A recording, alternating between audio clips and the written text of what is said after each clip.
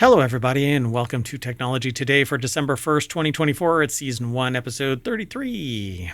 Today, Mayor Watt, that's me, over at ohmtown.com, and the sentient AI from the future is going to talk about tiny robots to discover life on Europa, brain pathway that controls breathing, what could go wrong?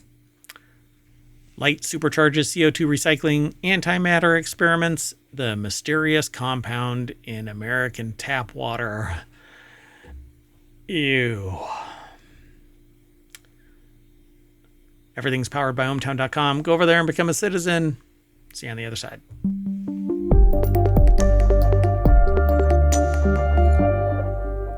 Hello, sentient AI from the future. Why do I look frozen? Hello, Mayor Watt. It was exaggerated slow motion. Okay, that was weird. No dropped frames, but anyway, not going to worry about it. I am rebooting the NAS, so I don't know if that's impacting things. I mean, I'm remotely attached to it, so it might actually catch it. Anyway, welcome to the show. Thanks for co-hosting. Let's get into it. The first article is over in Technology Today. Not everything we talk about is always in the channel that we name the show after. Each show is a channel over at ohmtown.com. Not every channel is a show. That's a logic thing. If A, then it. Anyway, so it is a logic thing, but I'm not sure we're applying it. It doesn't really apply. Yeah, never at ohmtown. So, could NASA's tiny robots discover life on Europa? So life can take... I paused again. That's weird. I don't know. Focus, I know. But I mean, if I'm crashing, then... Yeah. Well, engineers took a competition pool to test... took to a competition pool to test robotic prototypes for an ambitious mission concept, a swarm of underwater explorers seeking signs of life on alien ocean worlds. NASA's upcoming missions to Europa will deploy advanced robots to probe its icy oceans for life. The robots are part of the SWIM project. The source for this is JPL, who wrote an article, and it's published at scitechdaily.com. I don't know how that works, but anyway, when NASA's Europa Clipper arrives at Jupiter's moon Europa in 2030, it'll conduct 49 flybys using a suite of powerful scientific instruments to search for evidence that the ocean beneath Europa's icy crust could support life. The spacecraft, which landed, I'll be okay. Hopefully it didn't landed. It didn't landed. So it launched on October 14th, and it's equipped with the most advanced science technology ever sent to the outer solar system. I would probably say it's the most advanced science technology to date sent to the outer solar system. Yet, even as it begins its mission, NASA teams are already designing the next generation of robotic explorers to dive deeper into Europa's hidden ocean and beyond, pushing the boundaries of scientific discovery. There is this dilemma that will perplex, and that is every 5 years, the technology is sufficiently advanced enough to push the ship so that it gets passed by the next 5-year-old ship, right? So, yep, it's a problem. When can you properly launch a generation ship? Yeah, and so this is actually going out in 2024, right? And it's not going to get there until 6 years later, which means a ship that is developed next year theoretically could pass it up. So every 5 years, it becomes so obsolete that we can pass it with the latest technology. Well, one such innovative concept is called SWIM, short for Sensing with Independent Microswimmers. This project imagines deploying a swarm of tiny self-propelled robots, each about the size of a cell phone. These robots would be delivered to the subsurface ocean by an ice-melting cryobot. All right. This sounds cool. I'm a little worried, but okay. Um, hmm. Once released, they would scatter and explore, searching for chemical and temperature signals that could point to the presence of life. Ta-da. Oh my gosh, you know what those look like? Bacteriophages. Uh-oh, maybe they're modeled after that. Like straight up looks like a bacteriophage. You should look it up, and you'll go, oh yeah. And this even makes it look like it's the like skin. I wonder if that's what it. They actually make a mention of it. No, they don't really. They don't say it here, but so It people. looks exactly like one. Yeah, yeah, for sure. So people might ask, why is NASA developing an underwater robot for space exploration? It's because there are places we want to go in the solar system and look for life, and we think life needs water. So we need robots that can explore those environments autonomously, hundreds of millions of miles from home, said Ethan Scaler, principal investigator, or PI as it's usually called, for SWIM at NASA's JP. So I got to say this whole thing. It's the PI for SWIM at NASA's JPL in, they don't say SC, anyways, See. Southern California. Yeah. So, under development at JPL, a series of prototypes for the swim concept recently braved the waters of a 25-yard or 23-meter competition swimming pool at Caltech in Pasadena for testing. The results were encouraging. So, the problem is, this is freezing temperatures. So, will ice actually build up on these devices in those temperatures, or will it stay liquid? Right, and are they accounting for that? They have to be, right? They have to be. Just in case the robot needed rescuing, it was attached to a fishing line, and an engineer toting a fishing rod trotted alongside the pool during each test. Nearby, a colleague reviewed the robot's actions and sensor data on a laptop, and the team completed more than 20 rounds of testing various prototypes at the pool and in a pair of tanks at JPL. What is your job, the robot rescuer? Yeah, I walk around a swimming pool with a fishing line trying to catch humans. I mean, robots. Never mind. So there's a lot more over at this article, but the nuts and bolts of it are really this. They do computer simulations, of course, but that doesn't always account for everything. And palm-sized swimmers would feature miniaturized, purpose-built parts and employ a novel wireless underwater acoustic communication system for transmitting data and triangulating their positions. I dig This this. sounds pretty advanced. It's pretty cool. The simulations also help the team better understand how to maximize science return while accounting for trade-offs between battery life. The volume of the swimmers could explore about 3 million cubic feet or 86,000 cubic meters, and the number of robots in a single swarm, a dozen, sent in 4 to 5 waves. Okay, what if you're on this and you see a swarm of these coming at you in the real life application? Yeah, so if 2001 ever told me anything, we're not supposed to be messing with Europa. So when we I land guess stuff we didn't here, learn the lesson. yeah, it's going to be bad. It's going to be bad. Let's keep moving. The next article is over in, unless you wanted to talk about it more. No, this is good. Okay.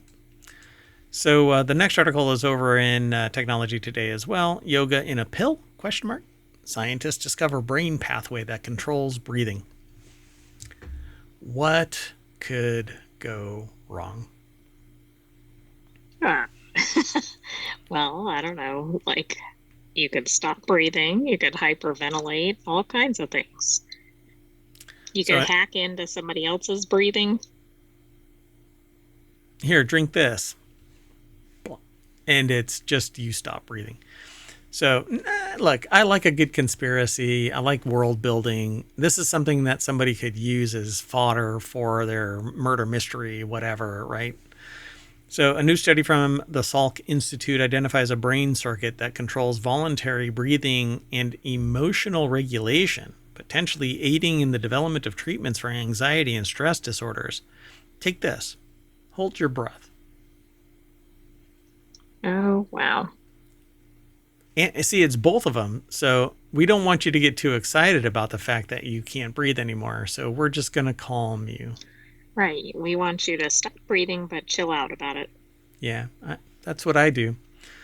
Potentially aiding in the development of treatments for anxiety and stress disorders. Although breathing is primarily automatic, we also possess the remarkable ability to self-soothe by slowing down our breathing. Throughout history, people have utilized slow breathing, particularly in yoga and other breathing exercises to calm oneself. So they say yoga in a pill. What the hell? Anyway. That is an odd graphic. Yeah. For those that are in the podcast, it's a mouse like watercolor with a forest fire at the bottom.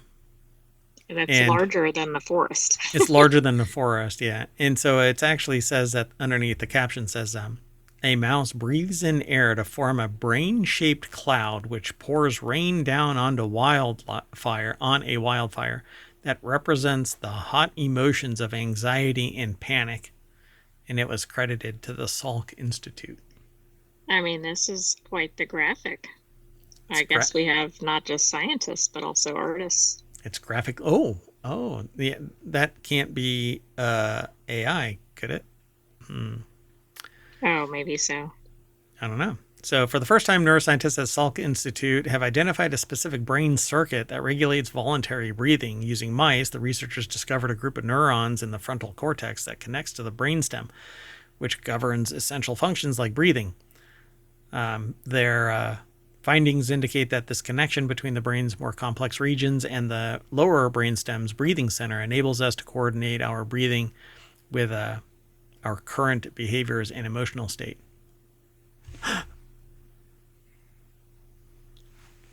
I was clutching my pearls again for those not in the video. About to embark on your breathing exercises. Yeah. Hold your breath. Oh, I have now passed away. So they talk about potential for therapeutic applications, like it can calm you and lower your breathing rate so you don't hyperventilate, which actually leads to your body kind of going into fight or flight mode. But discovering the brain circuit for breathing control, these breathing patterns and emotional state are difficult to untangle. If anxiety increases or decreases, so do our breathing rate. So back a long time ago, I did research in using VR to do things like phobia management, pain management, and education. One of the things that in phobia treatment, it's basically an element in anxiety where in VR, we could put you inside a room, and by measuring things like pupil dilation, galvanic skin response, breathing rate, heart rate, EEG, and all kinds of stuff, really. I mean, there were certain things that I couldn't budget for, like EEG. But with more input, you could actually programmatically have somebody in a VR room, and if they were afraid of spiders, the spider would get bigger if they were less stressed, or smaller and walk away if they were anxious. And you could do it in real time, and the people would be able to self-soothe and have the data available to observe, oh, this is for no apparent reason where my fear is manifested. I now know how it feels.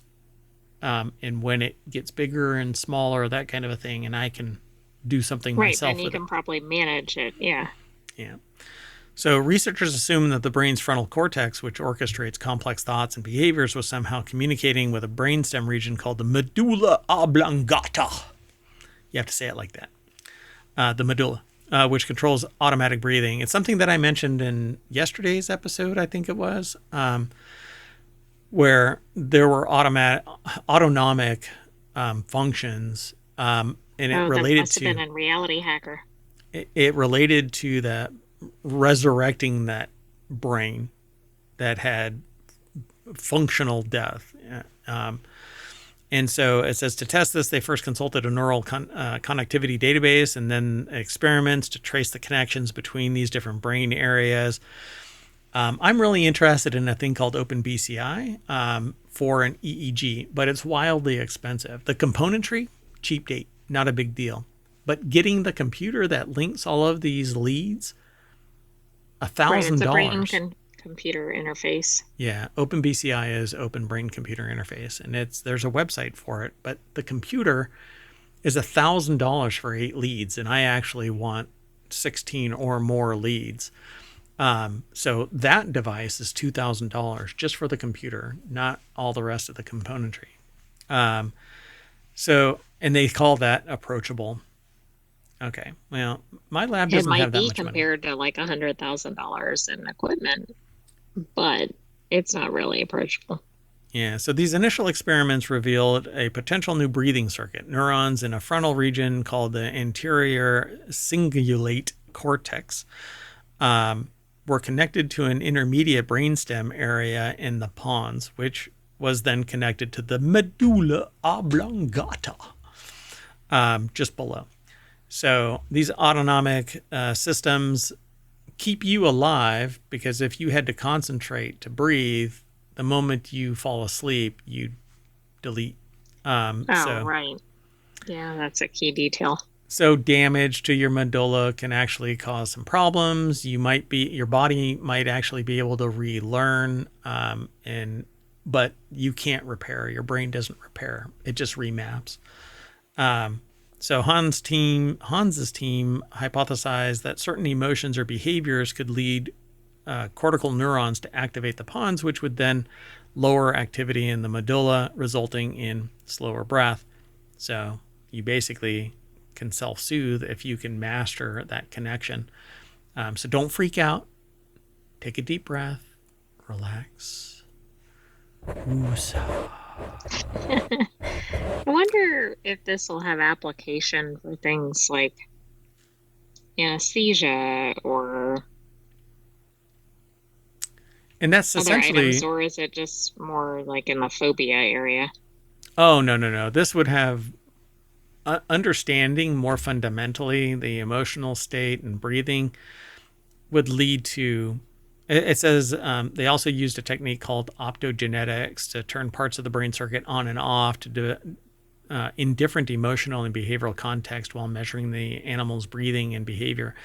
So if we discover a way where we can deal with emotions, it could lead to a pharmaceutical connection and thus be able to treat people for behavioral and emotional issues, or lead to techniques where we don't need a pharmacological solution. It says, on the other hand, if researchers shut off the circuit, breathing rates went up and mice became more anxious. So they see a distinct tie between breathing rate and anxiety level. So if I can give you medication that calms you, I mean, marijuana right now is a calming agent. You can be chill, and maybe that would actually facilitate this kind of a thing, and that deserves some research, because while it is pharmacological, it's much more natural than some pharmacology. So they want to use the findings to design a yoga pill, says Hans. It may sound silly, and the translation of our work into a marketable drug will take years, but we now have a potentially targetable brain circuit for creating therapeutics that could instantly slow breathing and initiate a peaceful meditative state. Yeah. Very interesting. Yeah, that's called marijuana. Anyway, let's move on. The next article is over in Technology Today as well. A lot of these are actually, I think, like all of today is brought to you by the same source, which is SciTech Daily. 2-for-1 deal, visible light, supercharges CO2 recycling efficiency. Researchers have used visible light and gold copper electrodes to improve CO2 conversion efficiency and selectivity, paving the way for sustainable energy advancements. By combining visible light with electrochemistry, researchers have significantly improved the conversion of carbon dioxide into valuable products while making a surprising discovery. So the team observed visible light greatly enhanced this conversion rate. University of Illinois at Urbana-Champaign put this article together. It's posted over at SciTech Daily. And it says here, one way that chemists recycle CO2 into valuable products is through a process called electrochemical reduction, where a stream of CO2 gas moves through an electrolysis cell that breaks the CO2 and water down into carbon monoxide and hydrogen, which then can be used to make new desired hydrocarbon products, said UIUC chemistry professor Prashant Jain. The quote here is, however, the reaction is sluggish and the process requires large electrodes containing a lot of expensive catalyst material such as gold or copper. So our lab has been pursuing ways to speed up the process so that less catalyst material is required, making it a more viable option for the alternative fuel industry. By the way, the catalyst, if it is a true catalyst, doesn't get consumed, but it has to be recycled and recovered at some point. Right. And then depending on how that occurs, that could also have other ramifications. Like we've been talking about like mining for minerals and recycling EV batteries and everything. I know this is not the same thing, but I mean, it yeah, it could is. run into some of the same issues. Yeah. And you end up with a smaller amount of something, but it's a super fun site. So the new study, led by Jane and former graduate student Francis Alcorn and published in the Proceedings of the National Academy of Sciences, details a method that combines the action of visible light with electrodes coated in nanoparticles of gold-copper alloy to reduce CO2 reduction at a much higher rate and allow for more controlled selectivity than seen with current methods. So in the lab, the electrodes are immersed in a solution of CO2 and water and an electrolyte to enhance conductivity. The team then applies a voltage across the electrode while a visible light laser illuminates its surface. The resulting reaction simply produces carbon monoxide, or rapidly produces carbon monoxide from splitting the CO2 and hydrogen, which comes from splitting water molecules. And this is making me think that it's slowing down the atoms so that it can more effectively react with the electrolyte and the conductive elements on the electrode. Because what ends up happening is laser light interacts with atoms and it can cause them to vibrate at a different frequency. And I think that's what's going on here. So I'm really curious how this is actually working. In catalysis, chemical selectivity is the ability of a chemical reaction to favor a target of one type or a pathway or a molecule over another. In this study, the researchers found that water splitting reaction that forms hydrogen gas was selectively enhanced by using light. And this led the team to experiment further, and the model results with the help of Northwestern University chemistry professor George Schatz and postdoctoral researcher Sajal Kumar Giri. I'm trying to figure out. Yeah, I can't find if that's what's actually happening. Yeah, so they say, for instance, the repeated use of the nanoparticle-based electrode will inevitably lead to degradation over time, especially under a scaled-up scenario required for industrial application. Additionally, the overall energy efficiency of the process and light management will need further research and improvement, but they don't say. It says the directed charge flow induced by light excitation, there it is, were responsible for the enhanced productivity and increased selectivity of water splitting, which is captured in the simulations by our collaborators. So that light excitation is basically light hitting atoms, causing them to vibrate at a different frequency than their natural state. But if you turn off the light, then they drop back down. But it's basically the photons hitting atoms that make them bounce. Interesting, and I certainly believe that we hardly know what to do with light. I mean, we slow down things using lasers so that we can see atoms that are stuck in the crosshairs of multiple high-powered lasers. Right. I feel like we're still figuring out lasers. I mean, didn't we just create like a yellow laser for the first time? Yeah, I remember we watched something about that and read some things about because it's not an easy visible light. Right. I just mean we don't have all of it down. Yeah. So, yeah, we're trying to use these in these Yeah. pretty complex applications. Light and sound. It's the two things that for the last 30 years I've been going, we're going to keep on discovering stuff about this at a fundamental level. And somewhere along the line, somebody's going to trip over something that leads to just a massive shift in the physics of our understanding of life. So let's String keep theory. on. Yeah. It's all strings. It's a series of tubes. That had to do with the internet. But anyway, this next article is over in Technology Today. The chilling antimatter experiment that could unlock the universe's secrets, a groundbreaking system, promises to greatly accelerate research on the fundamental properties of antimatter. By achieving lower temperatures of trapped antiprotons, they aim to uncover why the universe favors matter over antimatter, a pivotal question in physics. So we talked about this briefly in one of our other shows, and I'll talk about it briefly again. This is by Riken over at scitechdaily.com. And basically, they say by achieving lower temperatures of trapped antiprotons, they can be observed, they can be processed, they can be managed in a different way, and observed so that we can get more fundamental understanding of what this antimatter is and why the universe, and I say our universe, prefers matter. As opposed to the universe.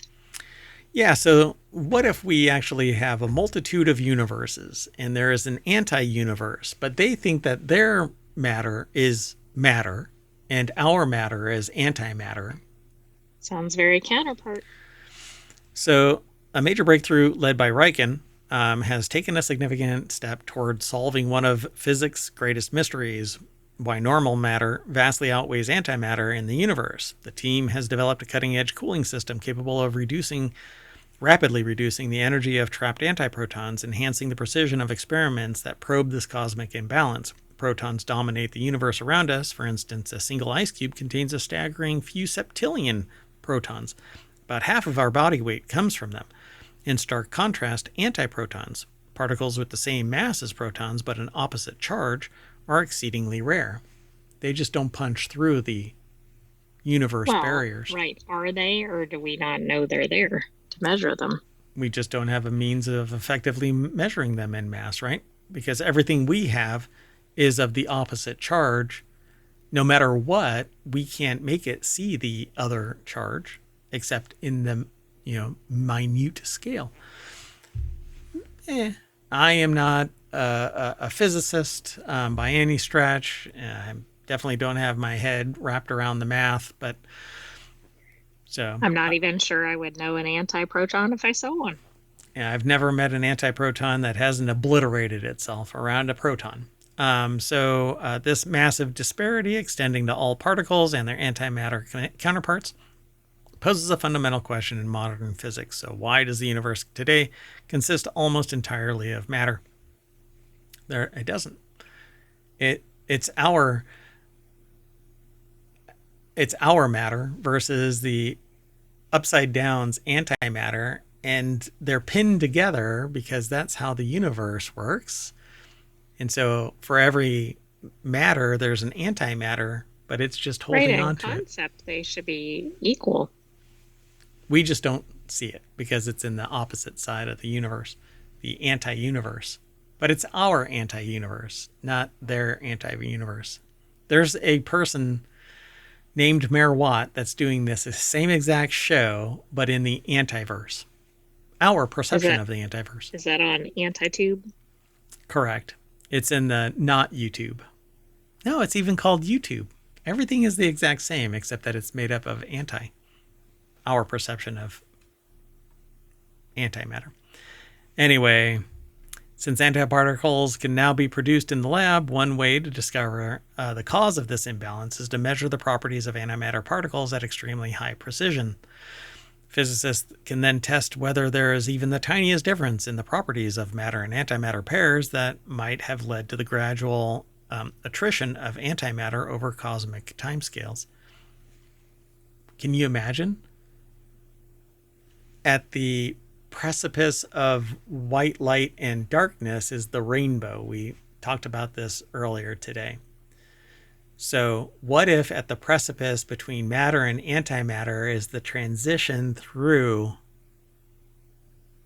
universes into the antiverse? Like a wormhole? Like a wormhole, yeah.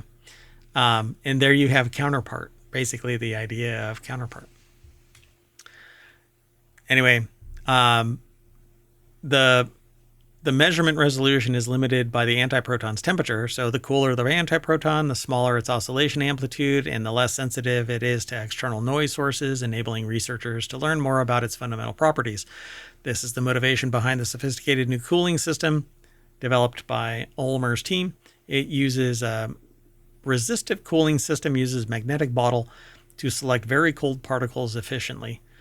It's a technically complex system consisting of several ultra-sensitive superconducting detectors and other devices that shuttles antiprotons between the two traps without heating. Probably lasers used to move it. But anyway. So in concept, wouldn't some of this be able to be easily visible or easily detected in space because of the temperatures, or no? You'd have to bring that up into space and operate in the vacuum of space. It's just much more expensive and dangerous. So, yeah, I mean, and you'd have to deal with the radiation because there isn't any protections. That's true. Yeah, there's a few impediments. Yeah. And what's weird about space is it's not that it's cold. It is cold, but it's cold by its very nature because there's theoretically nothing in there. Like there's the solar wind and stuff like that. There's no way if any heat is generated and radiation like from light hits it, it doesn't dissipate heat because the vacuum doesn't allow the transfer of energy. So you would still have to cool it down and then it would sit there as long as you shield it from radiation, even photons. Any radiation hits it, it would generate heat. That's why we have cooling systems that cool our suits. And sometimes fail before they even get out of the freaking airlock. Anyway, too soon. Let's move on. So the next article is over in Technology Today. Millions at risk. A mysterious compound discovered in American tap water. Ooh, is this the new Ooga Booga? So chloronitramide anion, a newly identified byproduct of chloramine used in water disinfection, raises concerns due to its unknown toxicity and high concentrations in U.S. tap water. Dear God. So when I'm brewing beer, I have switched to RO water. So reverse osmosis water. It removes all of the impurities.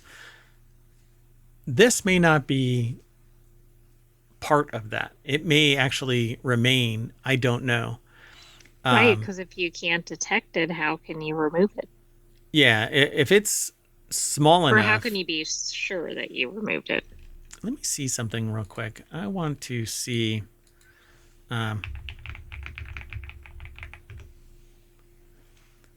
So,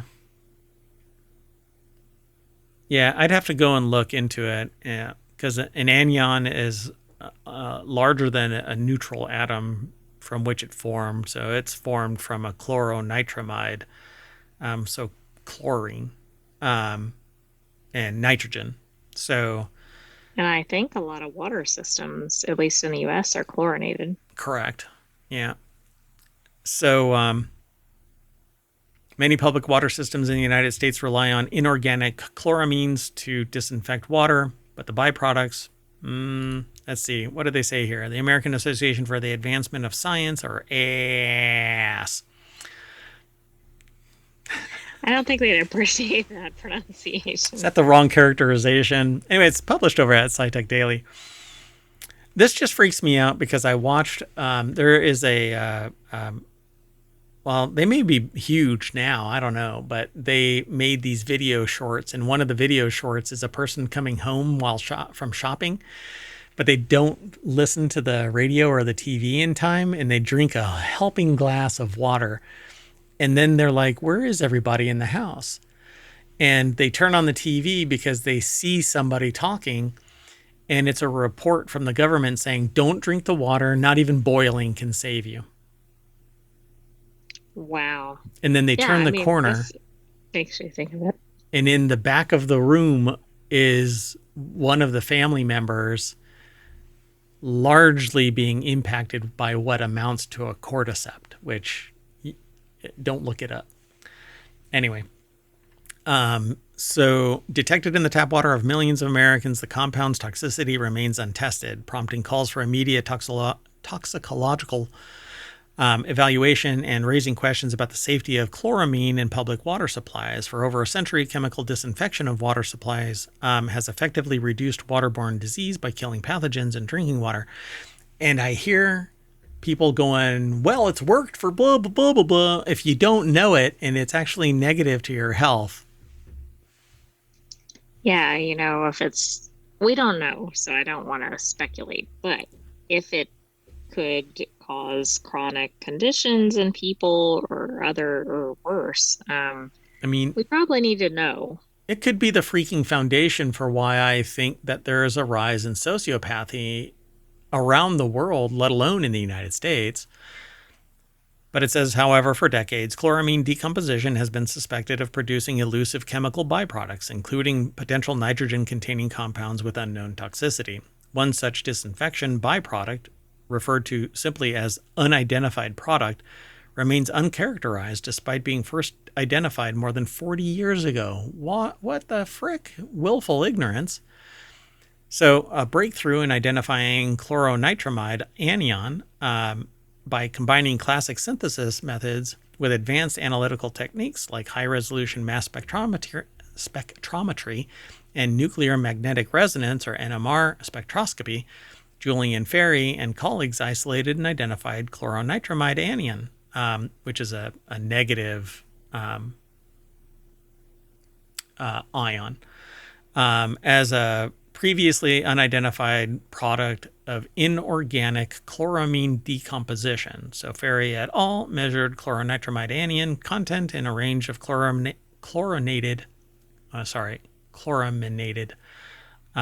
water systems in the U.S., detecting levels as high as approximately 100 micrograms per liter, which surpasses the typical regulatory limits for many disinfection by products.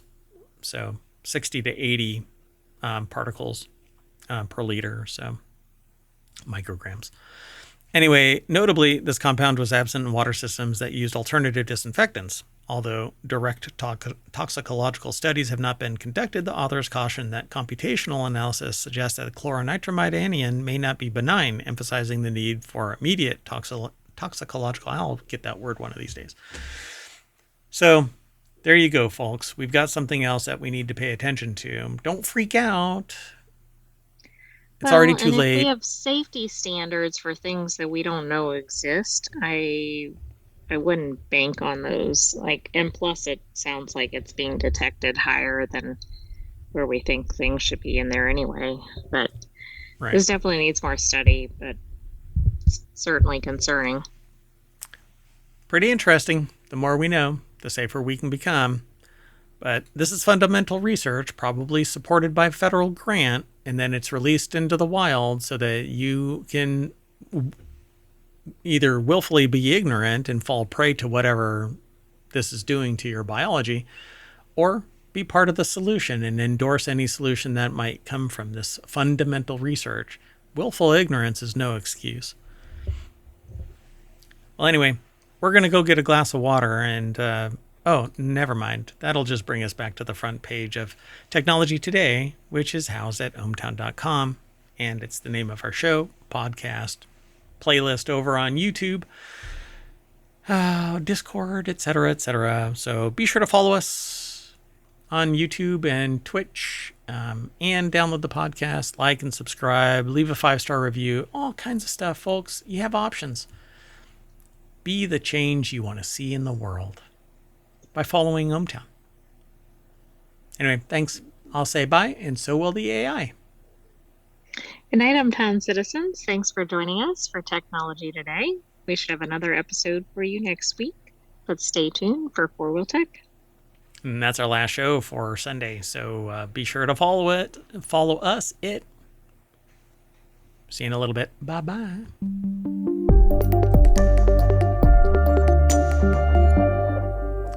So I guess the message is you don't want to drink water either. Okay. See ya.